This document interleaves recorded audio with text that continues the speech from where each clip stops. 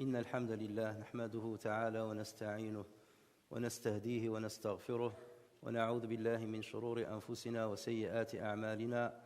من يهدي الله فلا مضل له ومن يضلل فلا هادي له، وأشهد أن لا إله إلا الله وحده لا شريك له، له الملك وله الحمد، يحيي ويميت وهو على كل شيء قدير.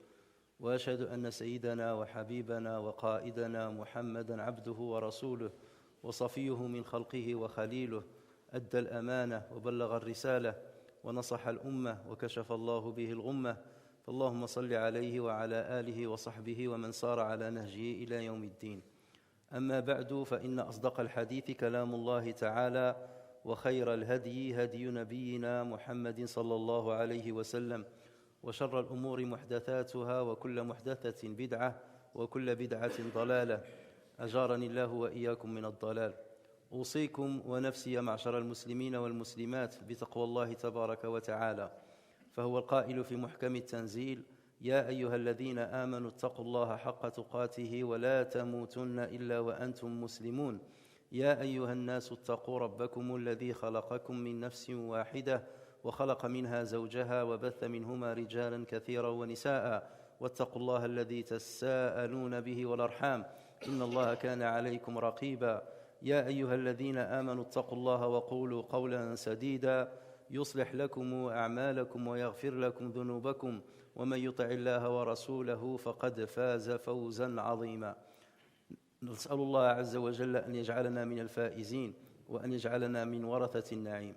ثم أما بعد، معشر المسلمين والمسلمات، نحن مع الخطبة الرابعة من السلسلة التي خصصناها للحديث عن علاقة الإنسان مع العلم، وبالخصوص علاقة المسلم مع العلم. وقد ذكرنا في الخطب الماضية أن الشيطان يحيك لبني آدم شباك كيده حتى يبعده عن العلم أو يبعده عن ثمار العلم، وذلك بأن يهون أمام أعينهم فضائل طلب العلم، أو يهون أمام أعينهم فضائل العلماء. وقد خصصنا جمعتين للحديث عن فضل العلم، ثم للحديث عن فضل العلماء في الإسلام.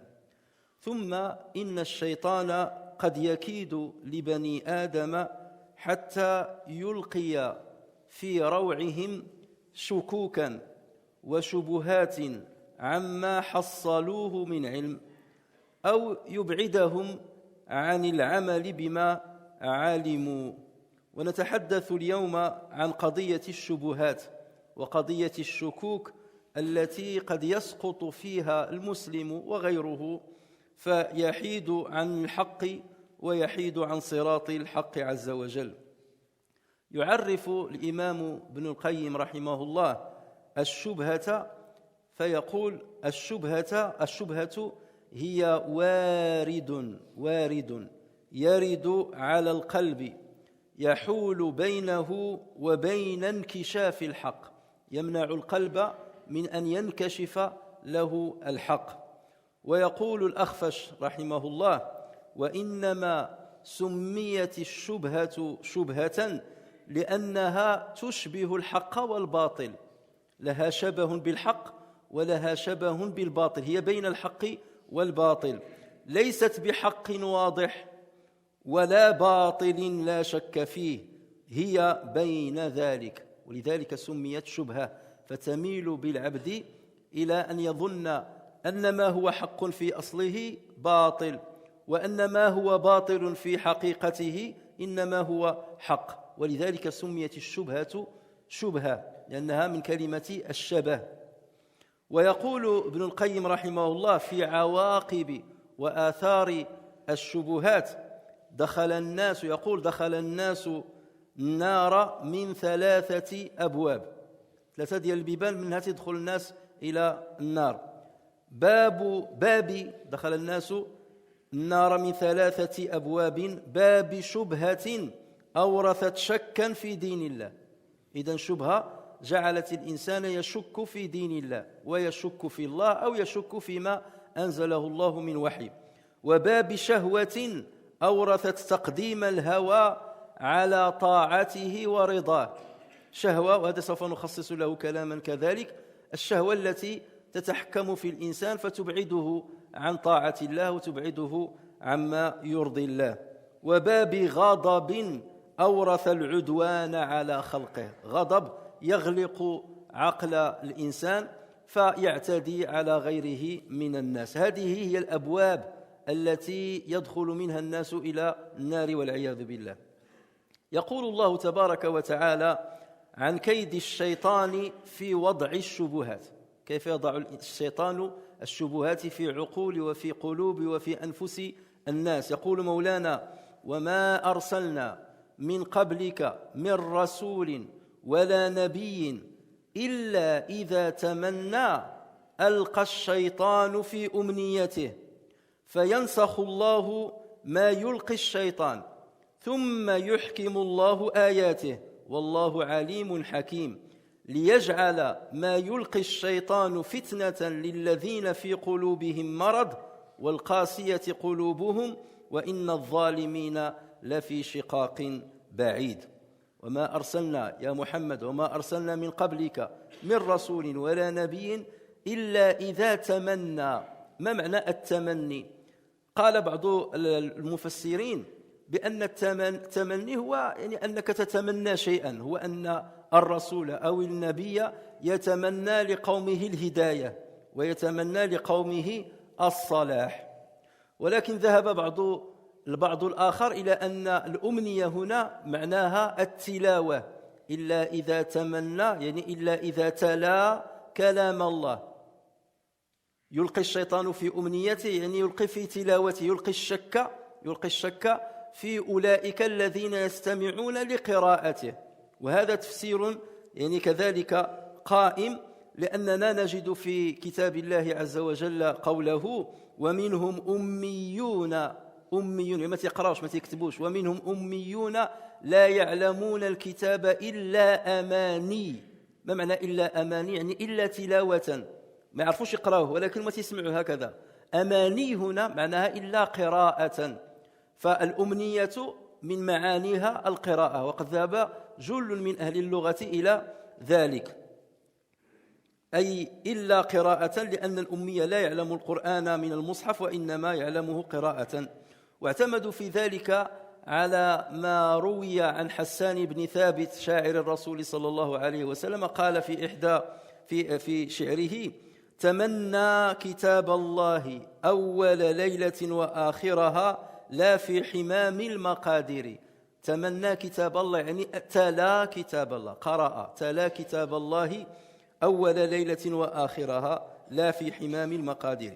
على أي حال، سواء كان المعنى للأمنية أنها التمني أو كان معناها القراءة، فمعنى الآية أن النبي أو الرسول كلما تمنى الصلاح لقومه أو تمنى يعني قرأ كلام الله على قومه وسوس الشيطان لمستمعيه، ألقى الشيطان في أمنيته، يعني وسوس الشيطان لمستمعيه عدم تصديقه ولبس عليهم وألقى الشبه في قلوبهم كي يبعدهم عن الهدى والرشاد. إذن هذا أمر عام، كلما بعث الله رسولا أو نبيا وتلا كلام الله على قومه إلا وجاء الشيطان حتى يلبس عليهم، حتى يلقي الشبهات في قلوبهم وفي عقولهم، حتى يحيدوا عن طريق الله عز وجل ولا يتبعوا خطوات النبي أو الرسول. Chers frères et sœurs, nous sommes au 4e vendredi dans lequel nous avons réservé le discours sur la relation que doit tenir un musulman avec le savoir. Et nous avions dit que que les démons tissent leur filet afin de piéger les musulmans et les non-musulmans de sorte qu'ils ne suivent pas le chemin d'Allah Azza wa Jal. Comment ils tissent ces filets? Par plusieurs stratégies. On a dit que la première stratégie, c'est le fait de les écarter de l'acquisition du savoir, de leur dire que la quête du savoir n'est pas quelque chose de très important. Donc le sous-estime de la quête du savoir. Ou bien le sous-estime des savants, de la valeur des savants. Et c'est pour cela que nous avions réservé les 2 derniers vendredis à parler de ces deux stratégies. Et on a montré la valeur de la quête du savoir en islam et on a montré la valeur des savants en islam. La 3e stratégie qu'utilise Ash-Shaytan, c'est de mettre de l'ambiguïté dans l'esprit du musulman ou du non-musulman. Lui mettre de l'ambiguïté dans ce qu'il veut acquérir comme savoir ou dans ce qu'il a entendu comme information, de sorte qu'il n'acquiesce pas et qu'il n'accepte pas certaines vérités. C'est ce qu'on appelle shubuhat, les présomptions ou bien les ambiguïtés ou bien les confusions. En tout cas, ce qu'on appelle shubha dans la langue arabe, ça fait référence à shabir. Shabir, ça veut dire quelqu'un qui a la ressemblance. Shubha, ça veut dire la ressemblance. Et c'est pour cela que l'imam Al-Akhfash, rahimahullah, a dit, si on a appelé en arabe shubha, ce qui est la ressemblance, c'est parce qu'elle ressemble énormément à la vérité et elle ressemble à l'absurdité. Elle ressemble en même temps à la vérité et à l'absurdité. Et c'est pour cela qu'elle n'est pas une vérité de sorte qu'on l'adopte, ou que certains l'adoptent, et elle n'est pas une absurdité de sorte que tout le monde la considère ainsi. Elle est entre les deux.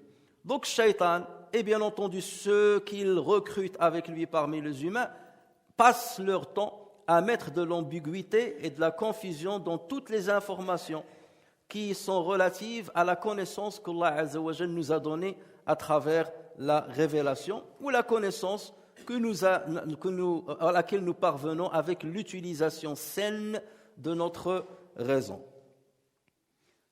Ibn al-Qayyim rahimahullah nous parle des conséquences de l'ambiguïté, des conséquences de la confusion en disant la majorité des hommes, tous les hommes entrent dans l'enfer par 3 portes. La porte de la confusion qui les éloigne de l'obéissance de Dieu et de son agrément. La porte de la confusion, une confusion qui les a aveuglés devant la raison. Ça, c'est la première porte. La deuxième porte, c'est la porte du shahwa, la porte du plaisir, du désir, de la passion, qui a pris le pouvoir sur eux et qui les a détournés du chemin de Allah tabaraka wa ta'ala, et la porte de la colère qui les a poussés à être transgresseurs envers leurs pères. Allah Azza wa Jal nous parle dans un passage de la manière avec laquelle Shaitan essaie de jeter la confusion sur la parole des prophètes. Ainsi, Allah Azza wa Jal dit dans ce qui signifie « Nous n'avons envoyé avant toi ni messager, ni prophète, qui n'ait récité ce qui lui a été révélé. » Alors ici, le terme, comme je disais tout à l'heure en arabe, l'umniya, certains l'ont considéré comme l'espoir. À chaque fois que ce prophète ou ce messager espère le bien pour sa communauté, c'est là où Shaitan va venir pour leur jeter la confusion. Et certains ont expliqué l'umniya par la récitation. Et c'est la traduction que vous allez trouver dans le masahif qui sont répandus chez nous. Donc nous n'avons envoyé avant toi ni messager ni prophète qui n'ait récité ce qui lui a été révélé, sans que le diable n'ait essayé d'intervenir pour semer le doute dans le cœur des gens au sujet de sa récitation. Allah abroge ce que le diable suggère et Allah renforce ses versets. C'est pour cela que à chaque fois qu'on voit qu'il y a un amalgame ou qu'il y a une confusion concernant un verset, il faut rassembler tous les versets qui concernent ce sujet et rassembler toutes les paroles valides et authentiques que le prophète sallallahu alayhi wa sallam a dites concernant ce sujet pour mieux comprendre et lever l'ambiguïté et ne prendre que la vérité. Donc Allah renforce ces versets. Forcément, il y a des versets qui vont expliquer d'autres versets.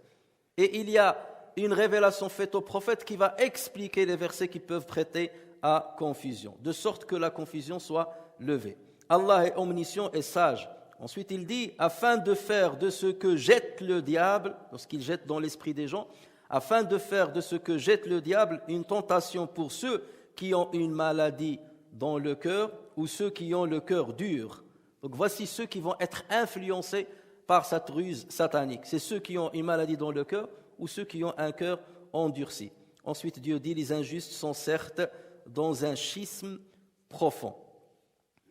Alors, que veut dire ce verset? Il veut dire qu'à chaque fois qu'un prophète, un messager, ou leurs héritiers, bien entendu, veulent transmettre une information vraie, une science ou des éléments de la science, Shaitan va venir justement pour jeter le doute, pour mettre la confusion dans l'esprit de ceux qui vont les écouter, afin de ne pas assimiler cette vérité et afin de la rejeter.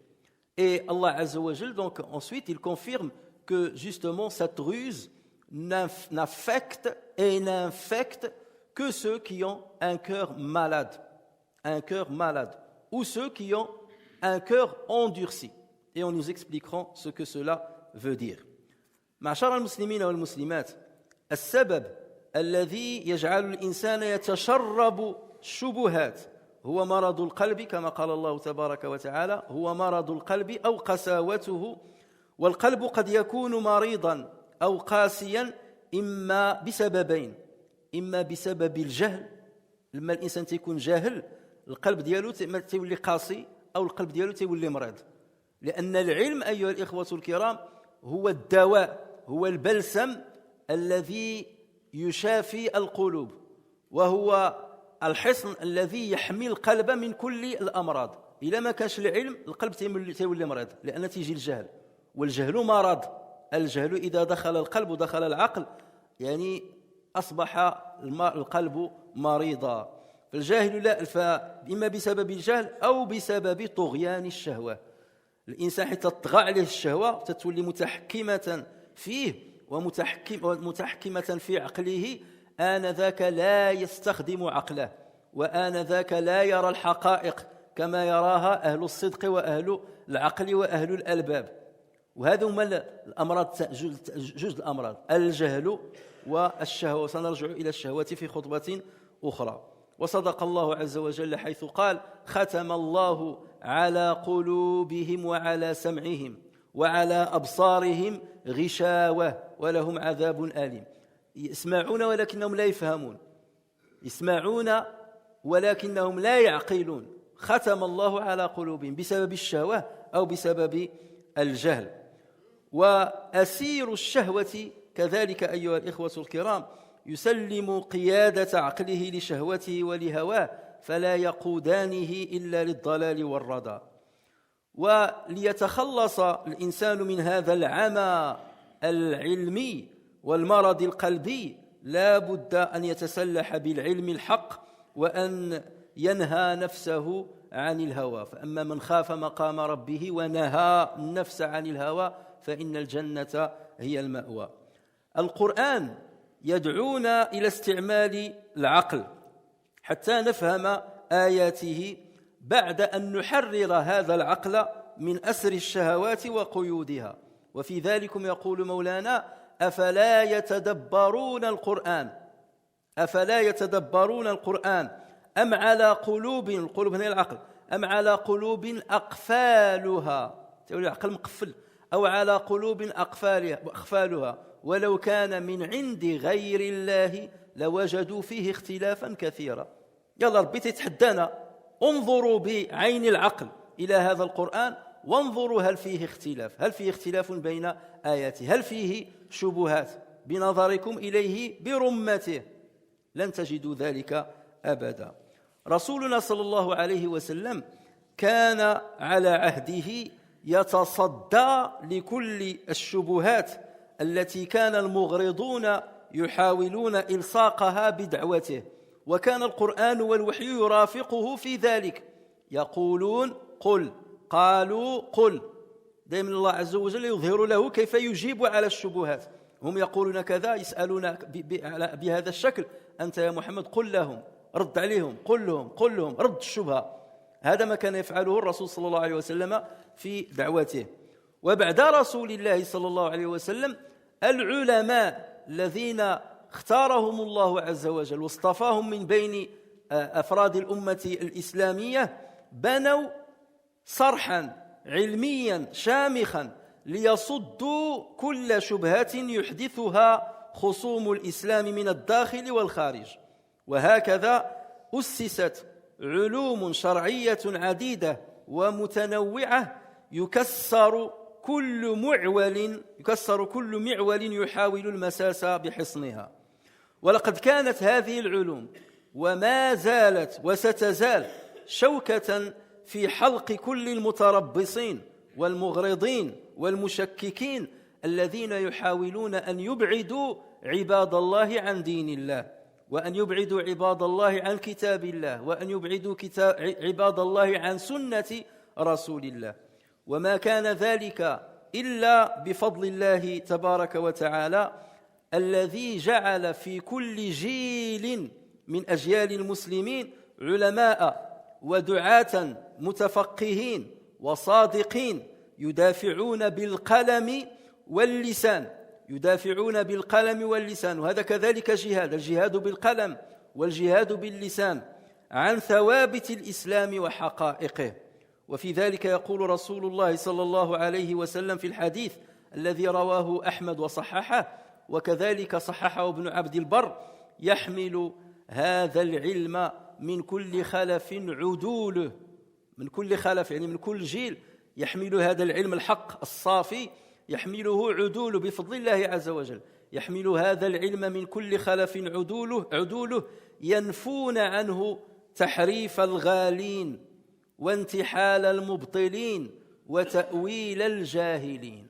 هؤلاء هم أعداء الإسلام، الغلاة الذين يحرفون الإسلام، والمبطلون الذين ينتحلون ثوابت الإسلام، والجهال الذين يؤولون النصوص على غير ما أرادها الله وأرادها رسوله لها.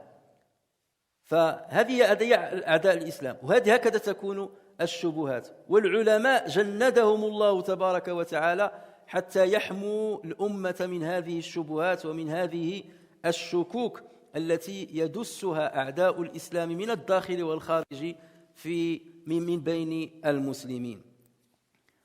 Chers frères et sœurs, la raison qui pousse un être humain et un musulman à assimiler les confusions et à être aveugle devant les vérités des textes, par exemple, c'est deux choses, comme le verset qu'on a cité a précisé. Soit une maladie dans le cœur, soit une dureté dans le cœur. Une maladie dans le cœur ou une dureté dans le cœur. Et ces deux-là, comment la maladie est générée, comment se fait la genèse de la maladie dans le cœur et comment le cœur s'endurcit, à cause de deux choses. Soit par l'ignorance, soit par la course derrière les plaisirs et les désirs. La course derrière la passion. Voici les deux grands ennemis. L'ignorance endurcit le cœur. L'ignorance, lorsqu'elle s'infiltre dans une raison, dans un esprit, elle le rend malade. Et c'est de cette maladie dont parle Allah Azza wa Jal. Et il en est de même pour les plaisirs. Lorsque quelqu'un cède les rênes du pouvoir de l'esprit, il le cède à la passion forcément va l'attirer vers l'égarement. Il l'attire vers l'égarement. La raison n'opère plus son travail comme Allah Azza wa Jal le veut. Parce qu'on devient aveugle devant le plaisir. Et certaines personnes voient la vérité, mais le plaisir l'empêche d'aller vers la vérité. Combien vous avez, un simple exemple, vous avez des médecins, des chercheurs, ainsi de suite, qui savent par exemple les effets néfastes des cigarettes par exemple. Mais ça ne les empêche pas de les fumer. Ils vont dire à leurs patients, tu dois arrêter les cigarettes, et lui-même, il n'arrête pas de le faire. Et pourtant, il a le savoir. Mais qui l'empêche d'user de ce savoir, de l'utiliser, de le traduire dans sa propre pratique? C'est el-hawa, c'est la passion, c'est le plaisir. Un plaisir supposé, un fantasme supposé qui ne va jamais assouvir.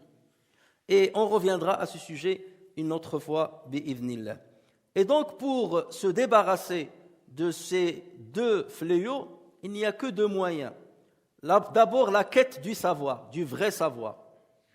Et savoir, bien entendu, l'utiliser. Lorsqu'on dit la quête du vrai savoir, il ne suffit pas de l'acquérir, encore faut-il le traduire. Ça, on en parlera une autre fois. La quête du savoir et la lutte contre l'effet des plaisirs, la lutte contre l'élancé de certains plaisirs, pour ne pas leur répondre coûte que coûte et loin du cadre que l'islam a mis.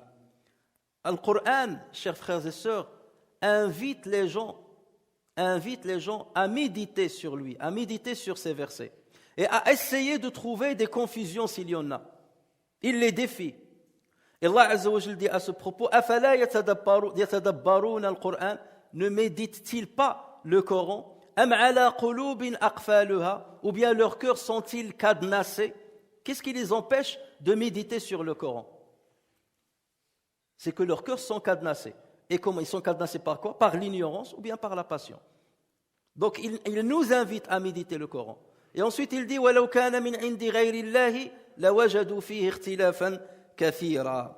Et si ce Coran provenait d'un autre qu'Allah, ils y trouveraient certes maintes contradictions. Et pour trouver les contradictions, il faut rassembler les textes. Et c'est pour cela que lorsqu'on lit le Coran, il ne faut pas se limiter parfois à un seul verset. Le verset peut te montrer seulement une part de la vérité. Il faut rassembler tous les versets et tous les textes scripturels, les hadiths aussi du prophète sallallahu alayhi wa sallam, les hadiths authentiques qui vont parler d'un sujet bien précis. Et en les rassemblant, c'est là où on voit où est la vérité. Et c'est là où on lève les ambiguïtés. Mais lorsqu'on prend un seul verset et sur sa base on agit, on risque de mal agir. Et c'est pour cela qu'il y a beaucoup d'égarés qui, au nom d'un verset ou au nom d'un hadith, ils ont tué des innocents. Ils ont semé la terreur parmi les musulmans et parmi les non-musulmans, en se référant à soi-disant le Coran, à leur compréhension du Coran, ou en se référant à leur compréhension de la Sunna. Ce qui leur manquait justement, c'est de rassembler tous les textes. Parce qu'Allah Azza wa Jal a mis énormément d'éléments qui, lorsqu'ils sont rassemblés, comme un puzzle, lorsqu'ils sont rassemblés, c'est là où la vision devient complète et la compréhension devient complète. Et malheureusement, cette ignorance, elle touche aussi bien certains musulmans que les détracteurs de l'islam. Même les détracteurs de l'islam, ils vont aller chercher un verset et dire « Regardez votre religion, ce qu'elle dit. » Elle a complètement tort, elle est complètement égarée.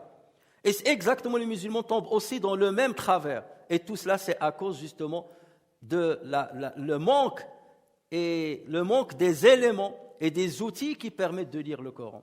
Voilà pourquoi on dit que les savants ont mis en place un édifice scientifique qui protège le musulman contre les ambiguïtés. Le prophète sallallahu alayhi wa sallam était soutenu par la révélation pour lutter contre les confusions. Les détracteurs jetaient des confusions. Les détracteurs voulaient coller à l'islam certaines confusions. Allah Azza wa Jalla lui montrait comment répondre. Ils disent ceci, réponds-leur cela. Ils ont dit ceci, réponds-leur cela.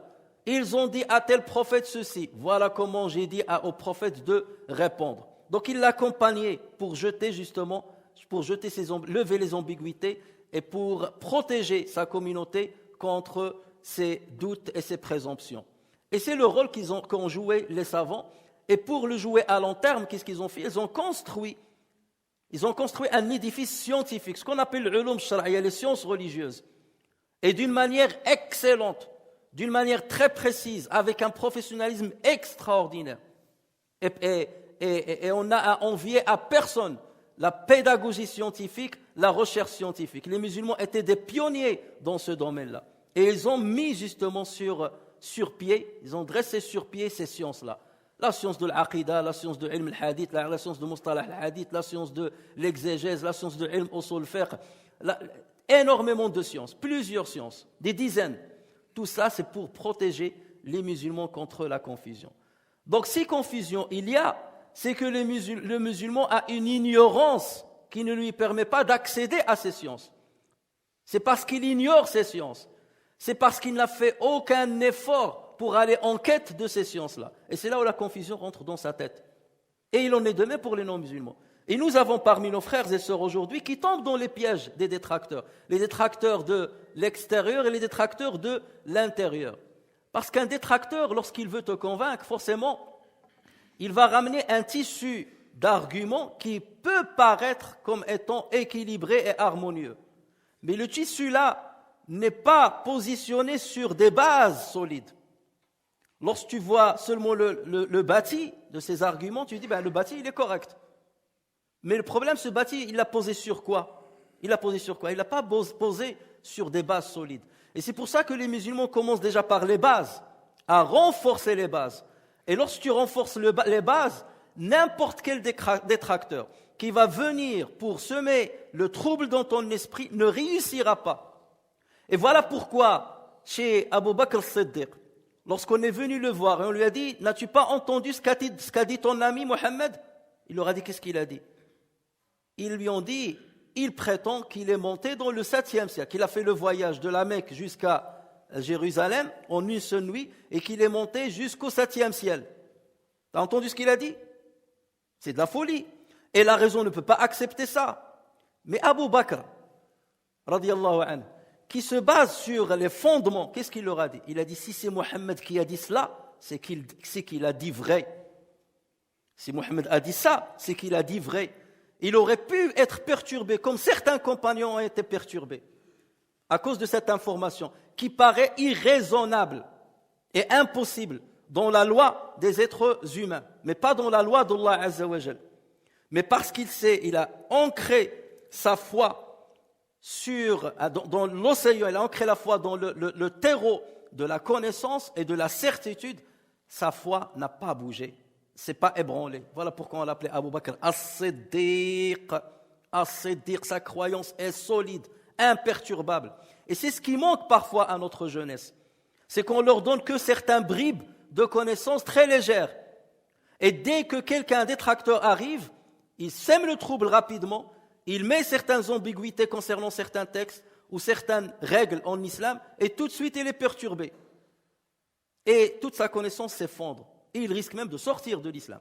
N'en parlons pas de celui qui n'est même pas musulman. Lorsqu'on va lui mettre devant justement ces ambiguïtés, forcément, il va rejeter d'un seul bloc tout l'islam et tous les musulmans et tous leurs principes sur lesquels ils se sont basés. Et Dieu merci, Allah Azza wa Jal, justement, s'est engagé à protéger ce socle et à protéger cet édifice scientifique, ce ilm que les savants ont dressé et ont travaillé pour échafauder, d'arrache-pied pour l'échafauder, année après année, décade après décade, génération après génération. Allah Azza wa Jal s'est porté garant de protéger ce socle scientifique et de le donner aux véridiques de la communauté musulmane à chaque époque et à chaque endroit afin de protéger la communauté contre la confusion et contre l'ambiguïté. Et le prophète sallallahu alayhi wa sallam dit à ce propos dans un hadith rapporté par Ahmed, authentifié par Ahmed et authentifié également par Ibn Abd al-Barr et d'autres grands savants, il dit, le prophète sallallahu alayhi wa sallam, cette science, ce socle-là, la science religieuse, cette science sera prise. Et regardez, le prophète, déjà, il parle de science à son époque.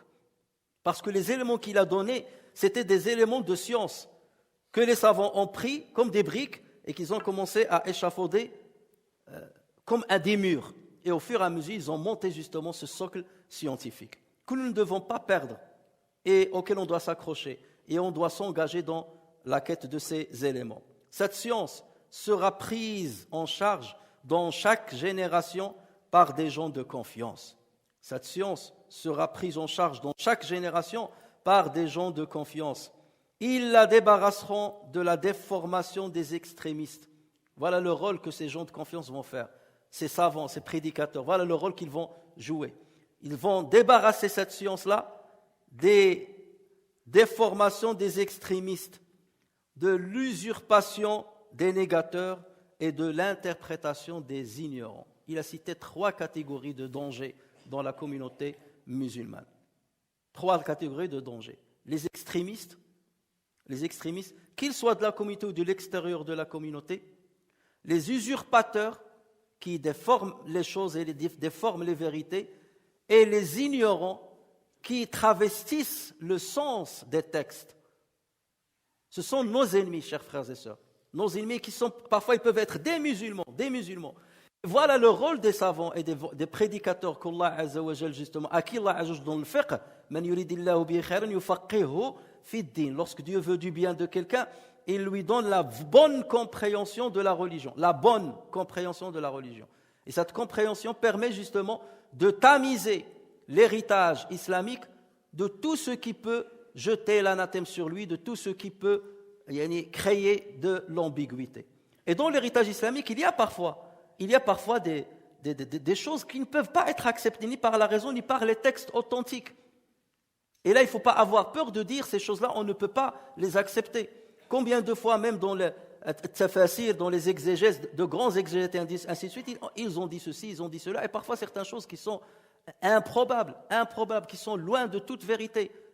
Et tant que ces dires ne sont pas soutenus par des textes authentiques, des textes clairs et explicites, on n'est pas forcé de les accepter. Et voilà pourquoi justement beaucoup de notre jeunesse tombe dans l'égarement à cause de cela. Les extrémistes parmi les musulmans qui tuent au nom de Dieu, qui tuent au nom de certains textes religieux, mais qui n'ont pas pris la peine de rassembler tous les textes qui concernent un sujet bien précis avant de tirer une conclusion juste, avant de parler. Et pourquoi ? Parce qu'ils ne se sont pas référés aux vrais savants qui vont leur expliquer les choses. Et parce qu'ils n'ont pas suivi les étapes de l'acquisition du savoir. Et ça, on y reviendra une autre fois, Inch'Allah. Et nous souffrons justement de ces travers, des extrémistes qui peuvent être parmi nous et qui parlent en notre nom, parlent en nom de notre religion, parlent en nom de Dieu, parlent en nom du prophète et qui salissent l'image de l'islam et qui donnent de l'islam une image fallacieuse qui n'est pas vraie. Et c'est comme ça que même certains musulmans peuvent fuir l'islam. Ils disent, mais si c'est ça l'islam, moi j'en veux pas, je l'ai hérité de mes parents, mais moi ça ne m'intéresse pas. Il est fautif parce qu'il n'est pas allé chercher à la source. Et il n'a pas cherché les moyens pour aller plonger dans la source et puiser dedans et se faire une idée impartiale de ce qu'est l'islam et de ce que dit Dieu et de ce que dit son prophète sallallahu alayhi wa sallam. Et le deuxième, ce sont les usurpateurs. Et les savants ont mis des règles pour justement rejeter tout ce que les usurpateurs peuvent infiltrer dans l'héritage islamique. Combien d'usurpateurs a forgé des hadiths sur le prophète sallallahu alayhi wa sallam.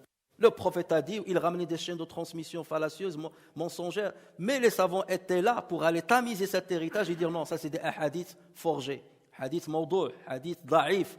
Donc vous voyez comment les savants ont fait un travail extraordinaire pour que justement l'ambiguïté et la confusion ne se précipitent pas dans l'esprit des musulmans. Et il y a bien entendu ta'wil al-jahilin, l'interprétation des ignorants. Et ce sont nos grands ennemis, l'interprétation des ignorants. Et être ignorant ne veut pas dire forcément qu'on n'a pas suivi le savoir. Tu peux aller en quête du savoir, mais un faux savoir, où tu suis des faux savants. Et à partir de là, tu n'acquiers pas le vrai savoir qui te permet d'être immunisé et d'immuniser ta communauté contre tout ce qui peut ébranler sa stabilité. معشر المسلمين والمسلمات السؤال الذي يطرح الآن ما الذي يعنيه رسول الله صلى الله عليه وسلم بهذا الحديث الذي ذكرناه يحمل هذا العلم من كل خلف عدوله ينفون عنه تحريف الغالين وانتحال المبطلين وتأويل الجاهلين معناه أن الله تبارك وتعالى يوفق في كل جيل من المسلمين رجالا ونساء يفقههم في الدين علما وعملا ليكونوا من الداعين إلى الخير ولتكن منكم ماشي كلكم ماشي ضروري كلكم ولتكن منكم أمة يدعون إلى الخير ويأمرون بالمعروف وينهون عن المنكر ومن وظيفة هؤلاء الصادقين أنهم ينقحون دين الله تعالى ويحفظونه مما حرفه الجهال ودسه الكذبة والخداعون ممن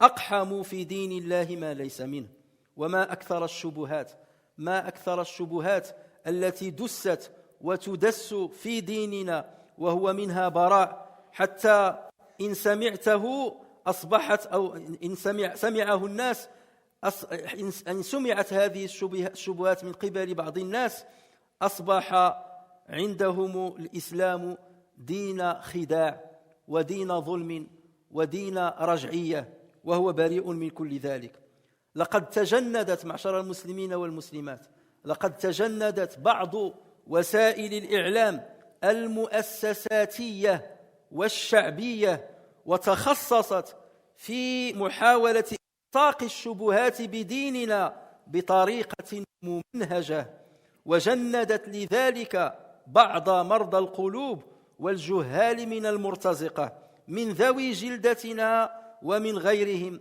حتى نعت وينعت هذا الدين بالدين المتطرف والدين المتخلف والدين المتزمت والدين المنغلق والدين المتعصب والدين المتوحش والدين المغتصب وهلم جرا. وديننا أيها الإخوة الكرام براء من ذلك براءة الذئب من دم ابن يعقوب. والمصيبة أن الناس لبس عليهم وانقلب البهتان إلى حقيقة في أذهانهم، ولا يمكن الخروج من هذا التضليل والتغرير إلا بالعلم المتين الرزين الذي نحمي به أنفسنا ونحمي به أولادنا من حملات زرع الشبهات، ونحمي به من يعيش بيننا من غير المسلمين. كذلك يجب أن نحميهم من هذه الشبهات التي يريد البعض أن يلصقها بعقولهم حتى يشوه صورة الإسلام في أذهانهم، لأن هذا الدين أيها الإخوة الكرام دين تسامح وسيظل كذلك، لأن هذا الدين دين تسامح ودين تعايش ودين رحمة ودين حرية، ووجب على كل مسلم أن يظهر هذه الحقائق. كل واحد فينا خصو يبين هذه الحقائق للناس، يعرفها هو ويتشربها ويقتنع بها ويبينها للناس، حتى لا يدع الساحة فارغة للمغرضين والملبسين والجهلة وأعداء الدين. نفعني الله وإياكم بالقرآن الكريم وبحديث سيد الأولين والآخرين، وغفر الله لي ولكم ولسائر المسلمين، ويرحم الله عبدا قال آمين.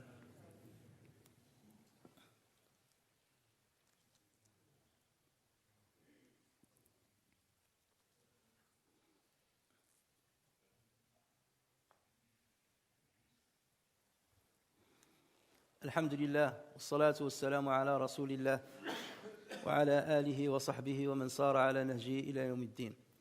Chers frères, encore une fois, lisons ce hadith du prophète sallallahu alayhi wa sallam.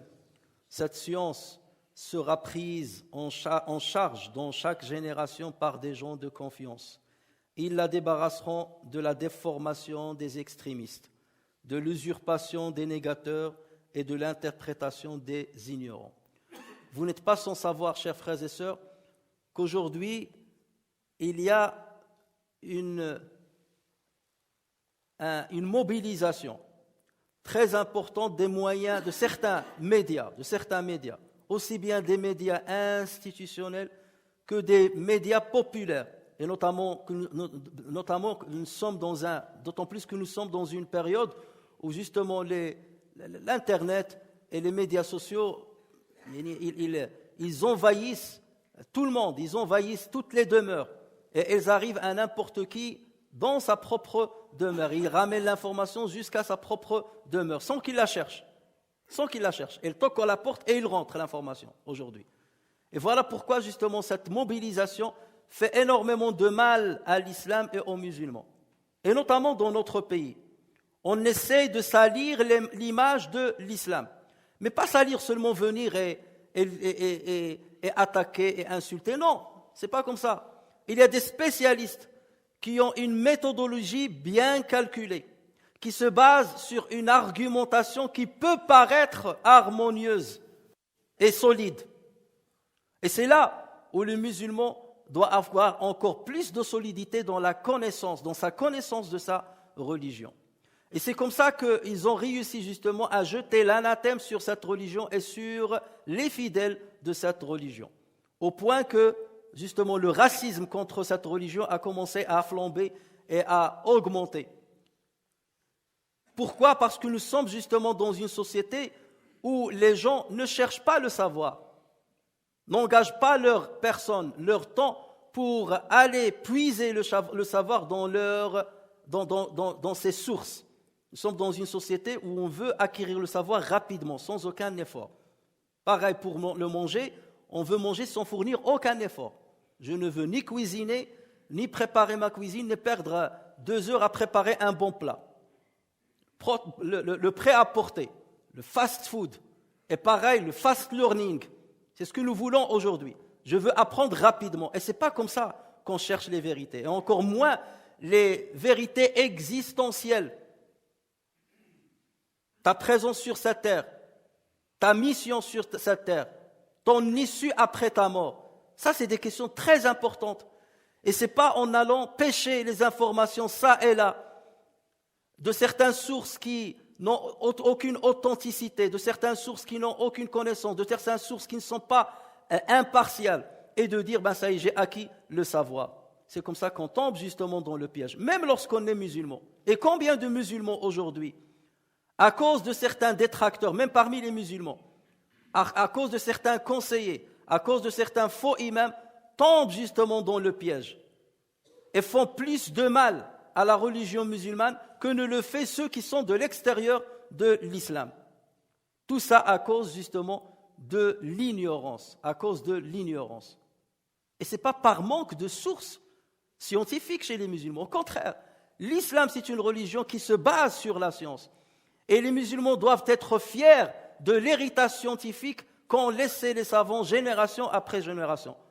Mais le problème, c'est est-ce qu'on veut comprendre cet héritage? Est-ce qu'on peut prendre un peu de peine pour aller le chercher, aller le comprendre, et puiser dedans quelques éléments afin de renforcer notre foi, afin de nous immuniser contre toute shubuhat que certains essayent de coller sur la religion musulmane. Aujourd'hui, on jette énormément de préjugés sur l'islam et on fructifie énormément de préjugés contre l'islam. Et beaucoup de non-musulmans tombent dans le piège. Et il revient aux musulmans sincères de défendre cet islam contre ses ambiguïtés. Le défendre avec la science, le défendre avec l'écrit, le défendre avec la parole. C'est là dont on a besoin le plus. وَجَاهِدْهُمْ بِهِ جِهَادًا. Le jihad avec la science, c'est dont on a besoin.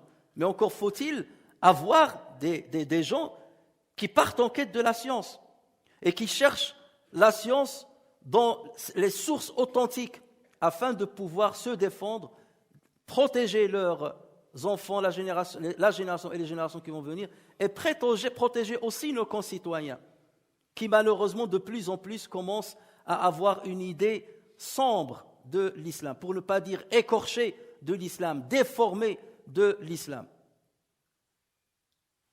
Tellement, justement, certains se sont organisés, se sont professionnalisés pour coller les préjugés contre cette religion. Et pendant ce temps-là, les musulmans, ils dorment. Pendant ce temps-là, les musulmans sont préoccupés par les jouissances mondaines. Pendant ce temps-là, les musulmans, ils sombrent dans une insouciance profonde. Il n'y a pas le feu. Il n'y a pas le feu. Et même celui qui voit le feu et il veut l'éteindre, au lieu d'aller éteindre le feu dans la source, et bien comme il le faut, il s'occupe d'autre chose. Mais on en parlera une autre fois, Inch'Allah. Donc tout ça, chers frères, c'est pour vous dire que notre religion, c'est une religion solide. Et à chaque fois que vous entendez un préjugé concernant notre religion, concernant un verset, concernant une parole authentique du prophète sallallahu alayhi wa sallam, sachez qu'il y a une réponse capable de lever l'ambiguïté. Sauf que le mal, il est en vous. Le défaut, il est en vous. Vous n'avez pas eu accès à cette vérité. Vous n'avez pas eu accès aux éléments scientifiques qui vous permettent de comprendre, de lever l'ambiguïté, de comprendre la réalité de ce que disent les textes scientifiques. Mais à chaque ambiguïté, à chaque présomption, il y a une réponse. Et les savants ont donné des réponses. Parce que les détracteurs, ça fait 14 ans qu'on les subit, que les musulmans les subissent. Les détracteurs, depuis l'époque du prophète sallallahu alayhi wa sallam jusqu'à aujourd'hui, n'ont pas cessé d'exister. Ils n'ont pas cessé d'insuffler leur venin dans l'édifice islamique. Mais alhamdoulilah, les savants étaient là pour leur répondre avec intelligence, avec douceur et avec des éléments de logique et de la science. Donc si aujourd'hui tu as un doute sur quelque chose, c'est que le problème, il vient de toi, pas de la religion musulmane. Et il ne faut pas attendre que l'ambiguïté et la confusion s'infiltrent dans ta tête, parce que c'est déjà trop tard. C'est déjà trop tard. Et voilà pourquoi j'ai donné l'exemple de Abu Bakr as-Siddiq, justement. Parce qu'il a déjà établi sa foi sur des bases solides. Sur des bases solides. Donc n'importe quelle ambiguïté qui vient, elle frappe sur cette base et elle revient.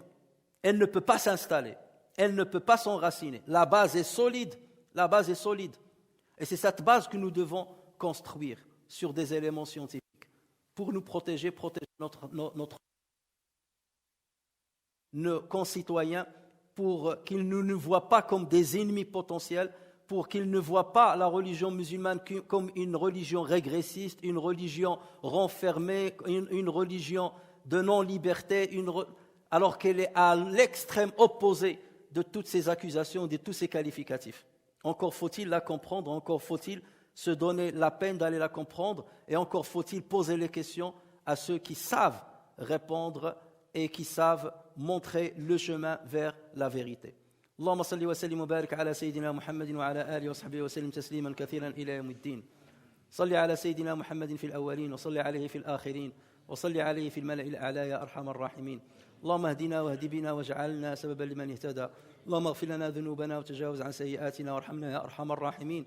لا تدع اللهم في مقامنا هذا ذنبا إلا غفرته ولا هما إلا فرجته ولا كربا إلا نفسته ولا ضالا إلا هديته ولا مبتلا إلا عافيته ولا ميتا إلا رحمته ولا حاجة من حوائج الدنيا والآخرة هي لك رضا ولنا فيها صلاح إلا قضيتها لنا برحمتك يا أرحم الراحمين. اللهم اشفنا من كل الأسقام والأوجاع والأمراض. اللهم اشفنا من كل الأسقام والأوجاع والأمراض يا أرحم الراحمين يا رب العالمين. اللهم طهرنا من الذنوب وطهرنا من المعايب وطهرنا من الشبهات والشكوك والشهوات برحمتك وجودك يا أكرم مسؤول وآخر مأمول. ربنا ظلمنا أنفسنا وإن لم تغفر لنا وترحمنا لنكونن من الخاسرين. ربنا آتنا في الدنيا حسنة وفي الآخرة حسنة وقنا عذاب النار وأدخلنا الجنة مع الأبرار يا عزيز يا غفار يا ذا الجلال والإكرام. وصل اللهم وسلم وبارك على محمد وعلى آله وصحبه أجمعين وآخر دعوانا أن الحمد لله رب العالمين.